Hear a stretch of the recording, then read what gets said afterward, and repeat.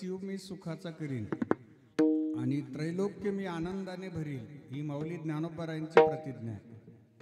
मग तुम्हाला मला आपल्याला सगळ्यांना अपेक्षा आहे सुखाची, तुम्हाला मला आपल्याला सगळ्याला आनंदाची अपेक्षा आहे.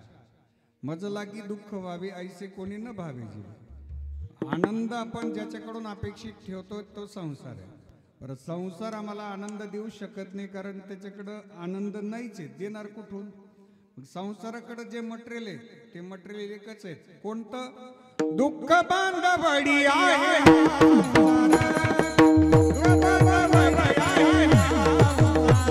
हे दुःख बांधवडी आहे.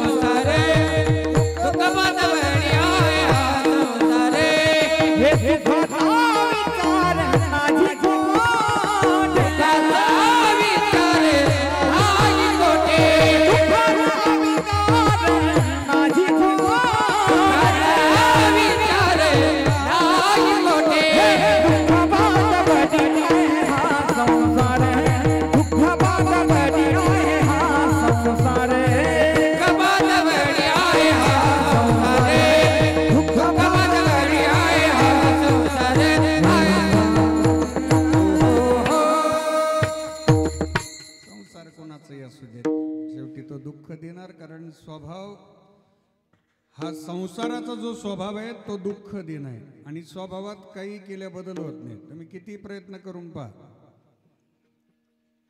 जो ज्याचा मूळ स्वभाव आहे त्या स्वभावामध्ये कधी बदलत नसतं.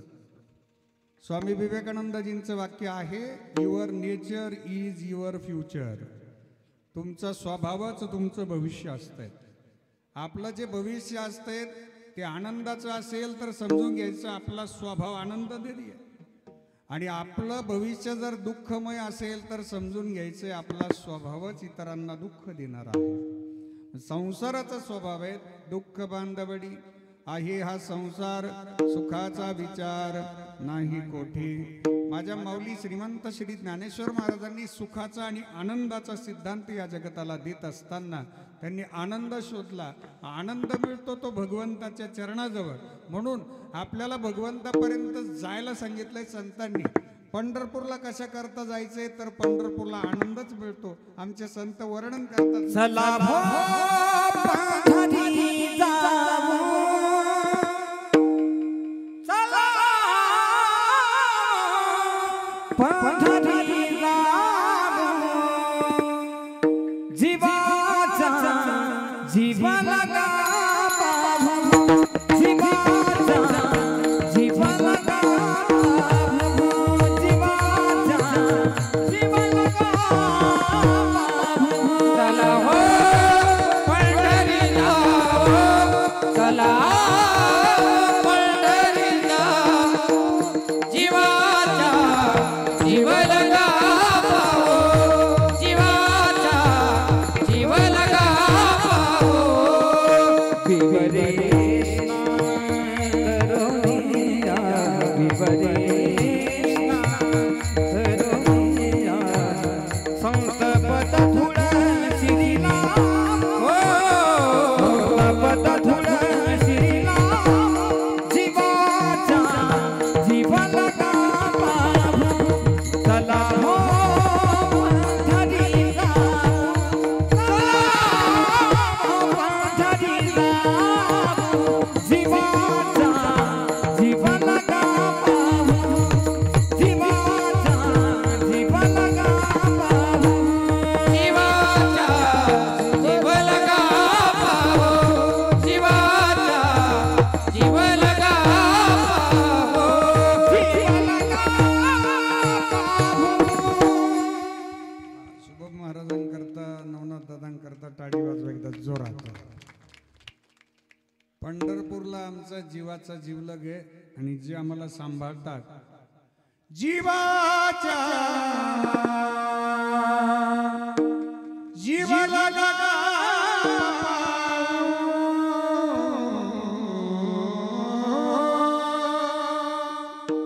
चला पंढरी जाऊ. पंढरपूरला जायचं मग कशा करता आणि कसं जायचं. पंढरपूरला जाताना आपल्याला कोणती यादी न्यायची, किराण्याची न्यायची का दिवाळीची का कापडाची न्यायची का. पंढरपूरला जात असताना आमच्या अंतःकरणामध्ये जी अवस्था निर्माण होते ती भगवंताला आवडणारी अवस्था जर कोणती असेल तर ती सात्विक अवस्था आहे. सात्विक अंतःकरणाने भगवंतापर्यंत पोहोचायचं असेल तर भगवंताला जे अपेक्षित आहे ते फक्त आणि फक्त भगवंताचं नामस्मरण. भगवंताचं नामस्मरण आणि भजन करत करत करत करत पंढरपूरला जाणं म्हणजेच आमचं जीवन आनंदी होणं. पण याकरता कैवल्य साम्राज्य चक्रवर्ती माऊली श्रीमंत श्री ज्ञानेश्वर महाराजांनी बीज मंत्र दिलाय अभंगाचं प्रथम. रामकृष्ण रामे रामकृष्ण रामे रामकृष्ण रामे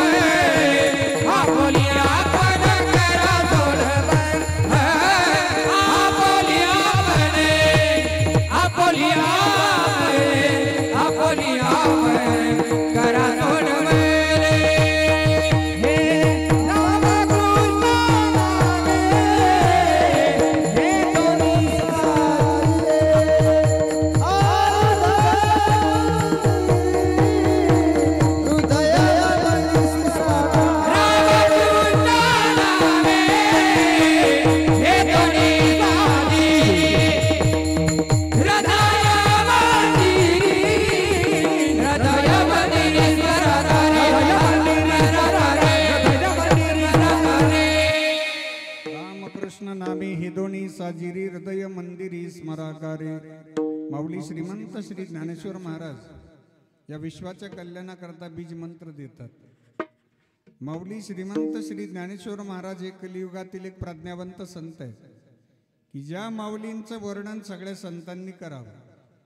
या विश्वामध्ये जेवढं ज्ञान असेल ते सगळंच्या सगळं ज्ञान कैवल्य साम्राज्य चक्रवर्ती माऊली श्रीमंत श्री ज्ञानेश्वर महाराजांकडे आहेत. हो, म्हणून तर माऊलींचा सगळ्यांनी आदर करावा. कैवल्याचा पुतळा प्रगटला पुतळा चैतन्याचा जीवा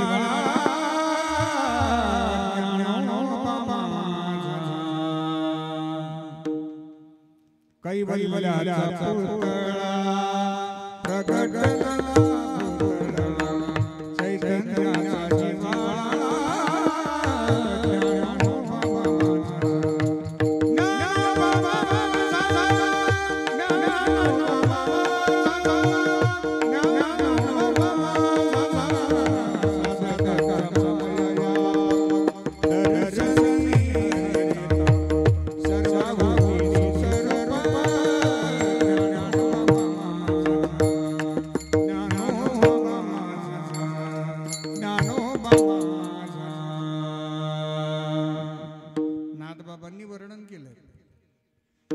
आमच्या जनाबाई महाराज वर्णन करतात, ज्ञानाचा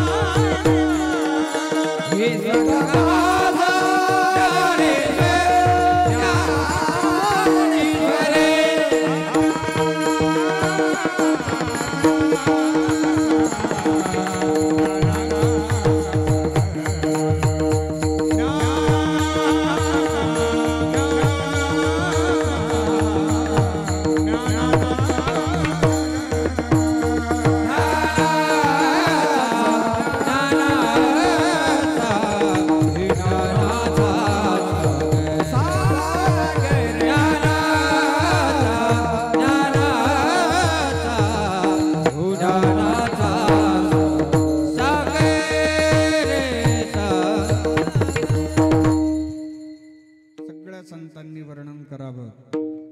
माऊलींनी विश्वाच्या कल्याणार्थ जो विचार दिला तो विचार आजही सत्य. आपल्याला एक प्रश्न विचारतो, आपलं सकाळचं वर्तमानपत्र जे असते ते सायंकाळपर्यंत त्या निर्धारित मूल्यापर्यंत राहत नाही. म्हणजे सकाळी त्याची जी किंमत असते, संदीप भाऊ संध्याकाळपर्यंत ती किंमत त्याची राहत नाही. माऊलींचं 700 वर्षापूर्वीचं जे वाङ्मय आहे त्याची किंमत आजही टिकून आहे. किंबहुना त्याची किंमत दररोज वाढतेच आहे. हां, रूप पाहता लोचिनी अभंग जर गायलात ना तर तो अभंग आपल्याला दररोज नवीन प्रसाद देतोय दाबा. बरोबर आहेत की नाही? हो. म्हणून माऊलींनी जे 700 वर्षापूर्वी वाङ्मय निर्माण केलंय त्यातला हा बीज मंत्र आहे, रामकृष्ण नामे हे दोन्ही साजिरी हृदय मंदिरी स्मराकारी. हृदयाला मंदिर करावं लागेल. आपलं हृदय मंदिरासारखं व्हावं. मंदिर कशाला म्हणतात? मंदिराची व्याख्या, मंदिर हा शब्द मोकळा करा.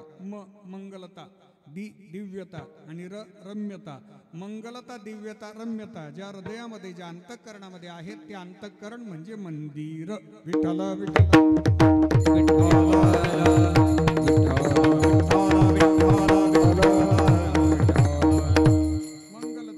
एखाद्याचं चांगलं होत असेल तर आपण त्याला सहकार्य करणं, त्याच्या मंगलतेमध्ये आपण सहभागी होणं, त्याच्या आनंदात आपण सहभागी होणं, त्याला म्हणतात मंगलता. दिव्यता, एखादा दिव्य कार्य आपण पाहिलं तर त्या कार्यामध्ये आपण सहभागी होणं, त्याचं कौतुक करणं, त्याला म्हणतात दिव्यता. एखाद्याचा गुण आवडला तर त्या गुणाचं तोंड भरून कौतुक करणं. याकरता वाणीमध्ये श्रीमंती पाहिजे. मग ती वाणीतली श्रीमंतीच आमची दिव्यता दाखवत असते. मग एखाद्याची स्तुती करणं, एखाद्याचं कौतुक करणं म्हणजे फक्त गोड बोलणं असा त्याचा अर्थ होत नाही. जर एखादा चांगला अभंग गात असेल, एखादा चांगला वारकरी सेवा करत असेल, एखादा जर महाराज मंडळी आमची चांगले कीर्तन करत असतील तर त्यांचं तोंड भरून कौतुक केलंच पाहिजे. चांगलं कार्य गावामध्ये कोणी करत असेल त्याचंही तोंड भरून कौतुक केलंच पाहिजे. आणि जर आपण कौतुक नाही केलं तर मग होईल काय? साधू संतांची निंदा केली, हरी भक्ताची स्तुती नाही केली, तेने वाचा पंगुसा एका जनार्दनी कृपाला धरली, एका जनार्दनी कृपाला धरली, मुका झालो वाचले, मुका झालो वाचले, मुका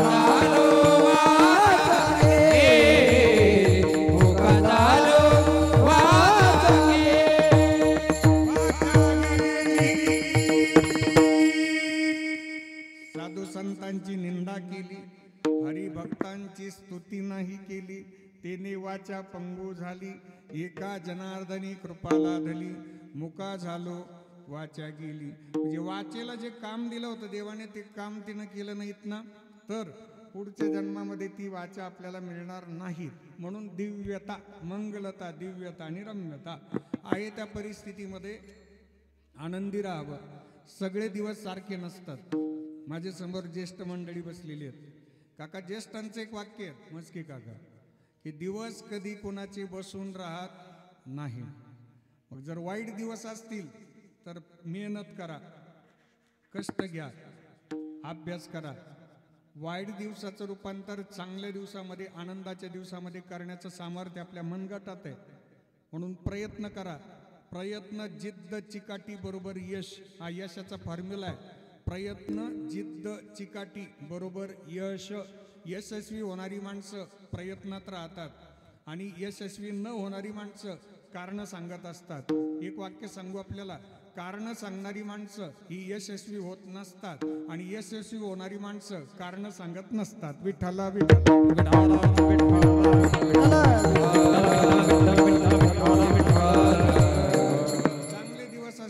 चांगले दिवस असतील तर नेहमी काळजी घ्यायची. ही चांगले दिवस टिकून राहिली पाहिजे, कारण दिवस कधीच कोणाचे बसून राहत नाही. मग जर वाईट दिवस बसून राहत नाही तर चांगले बसून राहतील का? नाही. काळजी घेतली पाहिजे, जमिनीवर राहिलं पाहिजे. जरी किती ऐश्वर्य असलं तरी देवा इतकं ऐश्वर्य कोणाकडेच नसतं. देवा इतकं ऐश्वर्य, संपत्ती कोणाकडेच नसतात. ऐश्वर्यवान आहोत आपण, पण ते ऐश्वर्य दिलेत आपल्याला ईश्वरानं. हे ईश्वराच्या चरणी समर्पित करण्याकरता दिलेत आणि ईश्वरानंच आम्हाला ते ऐश्वर्य दिलेत. हा समर्पण भाव आला ना की तिथं रम्यता तयार होत असते. संत शिरोमणी सावता महाराज फार गोड वर्णन करत असतात. जर वाईट दिवस असतील तर प्रयत्न करा, चांगले दिवस येतील. आणि चांगले दिवस आले ना तर भगवंताचं भजन करा, ते दिवस टिकून राहतील. विठ्ठला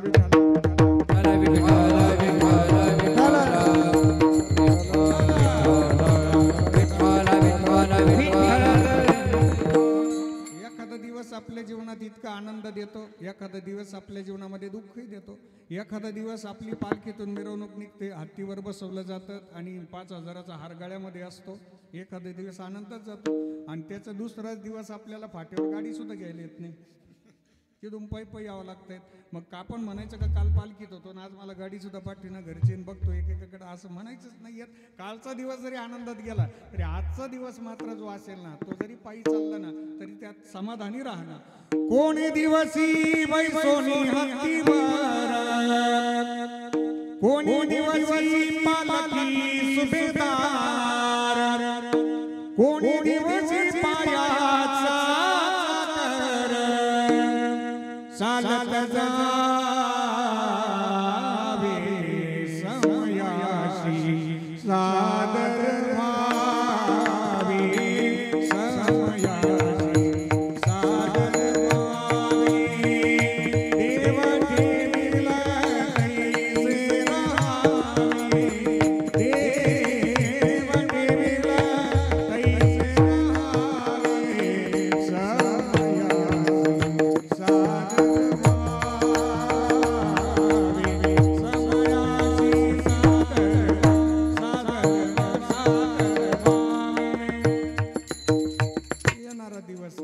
असेल सांगता येत नाही. पण येणाऱ्या दिवसांमध्ये अंतःकरण समाधानी राहणं त्याला म्हणतात मंदिर.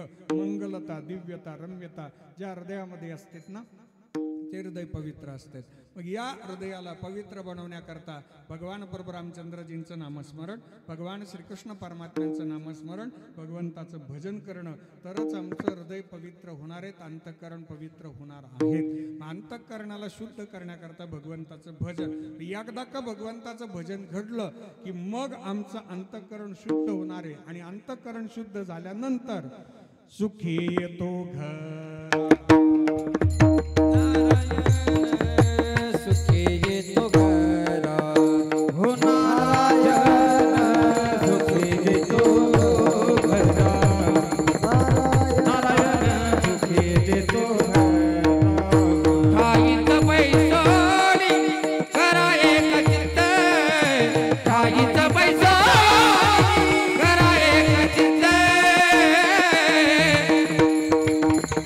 आळवा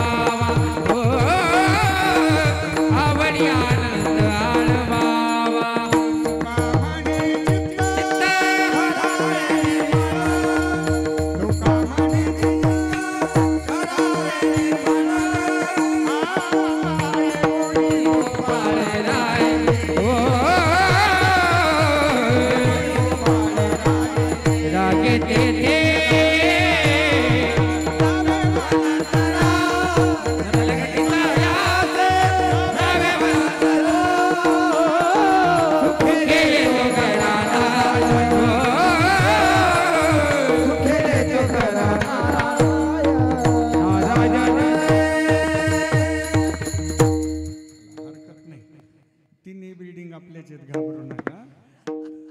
कुठं जायची आवश्यकता नाही. आपलं चित्त शुद्ध असेल तर भगवान परमात्मा आपल्याला भेटतील. चित्त शुद्ध तरी शत्रू मित्र होती, व्याघ्र ही न खाती सर्पतया. भगवान परमात्मा आपल्या जवळ येतील. मग भगवान प्रभू रामचंद्रजींचं भजन कोणी केले? माझ्या हनुमानजी महाराजांचं आजही भजन चालू आहे. माझ्या शबरी मातेनं भजन केलं. आश्रमात या कधी रे शिला,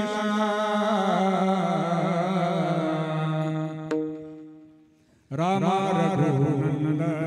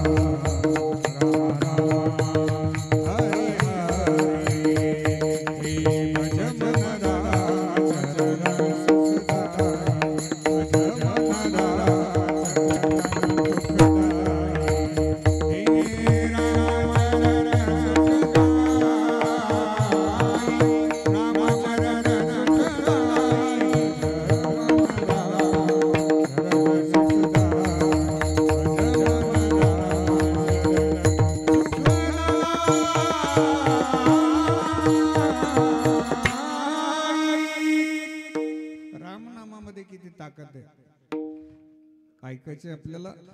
भगवान प्रभू रामचंद्रजींचं आणि रावणाचं युद्ध संपलं. सायंकाळची वेळ झालेली.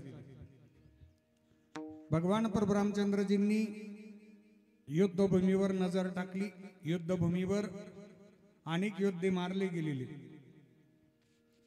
आणि त्या योद्ध्यांच्या जवळ घरची मंडळी येऊन आक्रोश करतात. माता भगिनी ऊर बडवतात. केस मोकळ्या सोडून धसधसा रडत होत्या.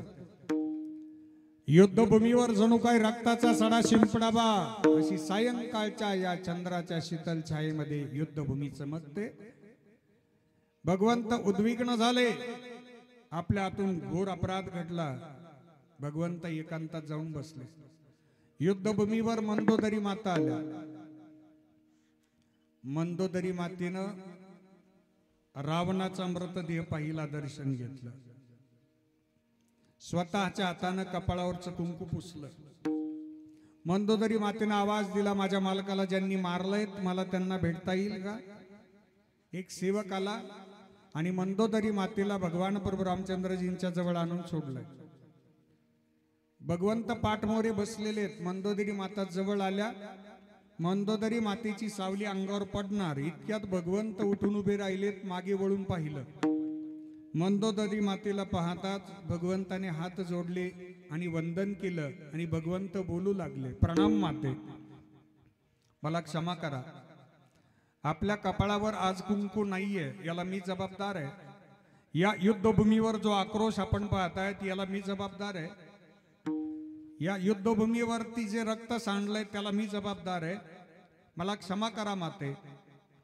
मंदोदरी माता म्हणतात, प्रभू मी तुम्हाला शिव्या शाप द्यायला आलेच नाही. मला आज आश्चर्य वाटलंय की माझे मालक आज पराभूत झालेत. आजपर्यंत माझ्या मालकाला कधी कोणी पराभूत केलं नव्हतं. ज्या माझ्या मालकाने 33 कोटी देव बंद केले, जे माझे मालक अष्टमा सिद्धींजवळ राहतात, जे माझे मालक भगवान शिवजींचे लाडके भक्त आहेत, ते आज पराभूत झालेच कसे? कोणत्या शक्तीनं त्यांना पराभूत केलंय? मला त्या शक्तीचं दर्शन घ्यायचं होतं आणि आल्याबरोबर प्रभू मला त्या शक्तीचं दर्शन झालंय. भगवंत विचारतात, कोणती शक्ती माते? त्यावेळी मंदोदरी माता म्हणतात, प्रभू माझ्या मालकाकडे सगळ्या गोष्टी उपलब्ध होत्या, पण माझ्या मालकाची माता बहिणींकडे पाहण्याची नजर चांगली नव्हती. मी लाख वेळा समजावून सांगितलं, आदिशक्ती सीता माता या विश्वाची जननी आहेत, आपण त्यांचे सेवक आहोत. तुमच्या जवळ आले, माझ्या मालकात तुमच्यात फरक आहे. तुमच्या जवळ आले, माझ्या मालकाने कधी माता बहिणींकडे आदर भावनेनं पाहिलं नाही, पण मी तुमच्या जवळ आले, मी परस्त्री आहे. तुम्ही मला बघितल्याबरोबर हात जोडले, वंदन केलं, पहिला शब्द उच्चारला, प्रणाम माते. माता बहिणींबद्दल तुमच्या अंतःकरणामध्ये जो आदर भाव आहे, त्या आदर भावाच्या दिव्य शक्तीमुळेच आज तुमचा विजय झाला. आणि आजपासून या विश्वामध्ये तुम्हाला प्रभू मर्यादा पुरुषोत्तम या नावाने ओळखलं जाणार आहेत. म्हणून रामकृष्ण नामी हे दोन्ही साजिरी हृदय मंदिरी स्मराकारी. भगवान श्रीकृष्ण परमात्म्यांच्या नावात कोणती ताकद आहे?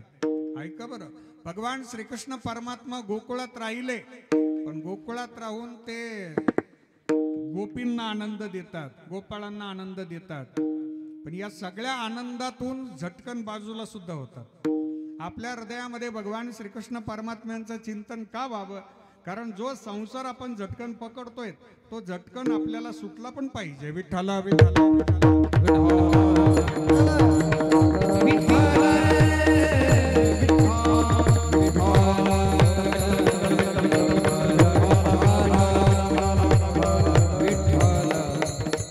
भगवान श्रीकृष्ण परमात्म्यांनी झटकन पकडला, गोकुळातील संसार पकडला, आणि तो संसार पकडत असताना सगळ्यांना आनंद दिला. भगवंताची वेणू पाहिली तर त्या वेणूला आनंद दिला, आणि त्या वेणूचा नाद ऐकल्यानंतर सगळ्या गोकुळालाही आनंद दिला. आधर धरी मोहन मुरली परा, आधर धरी मोहन मुरली परा, होठ पे माया विराजे,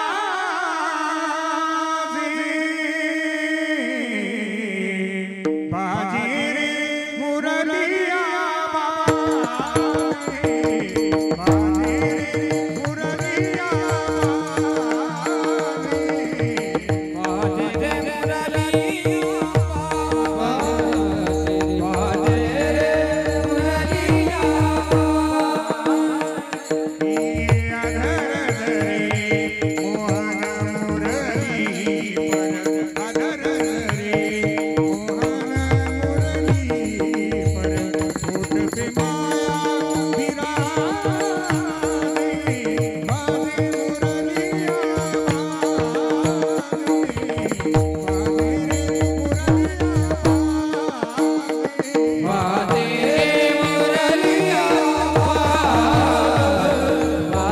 रे मुरलिया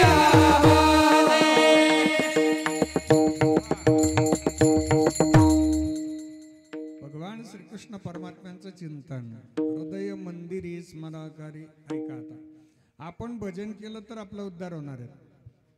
सुभाष दादा, बाकीचे काम आपण इतरांकडून करून घेतो. संसारामध्ये जर फार व्याप झाला, मला जर गाडी चालवायचा कंटाळा आला तर मी म्हणतो की आमचा सहकारी माझा मित्र आहेत विजय महाराज, ही चावी घ्या, गाडी चालवा, म्हणजे आपलं काम होईल.